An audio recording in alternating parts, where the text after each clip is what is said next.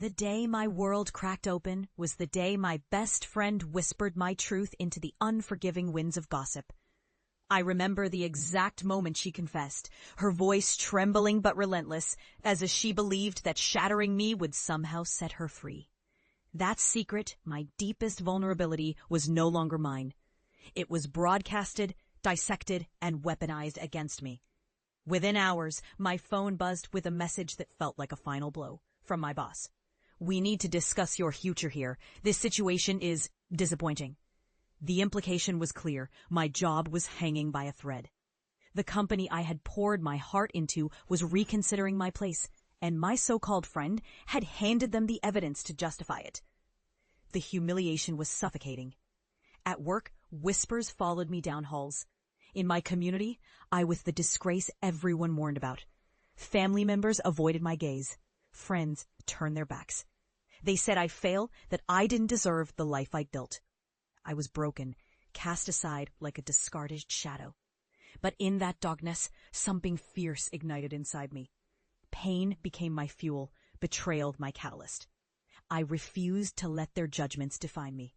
I left that toxic environment, not with a whimper, but with a vow. I would rise, not just back to where I was, but beyond. I started small, a side business born from passion and pain.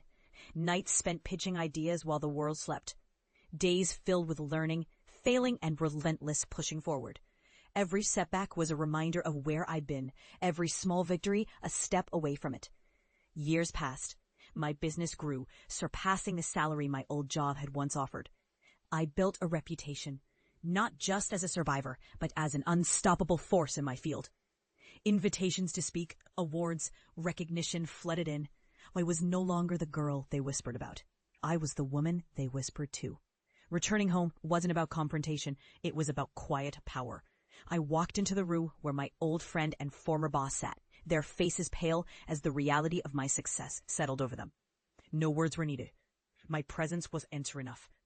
I saw the regret flicker in her eyes, the friend who betrayed me, and the forced politeness in his, the boss who doubted me. But I didn't need apologies. I had something far greater, proof that I was more than their betrayal, their doubts, their dismissal. In that moment, I was free. Not because I'd shattered them, but because I had rebuilt myself, stronger, wiser, unstoppable. Their shadows no longer darkened my path.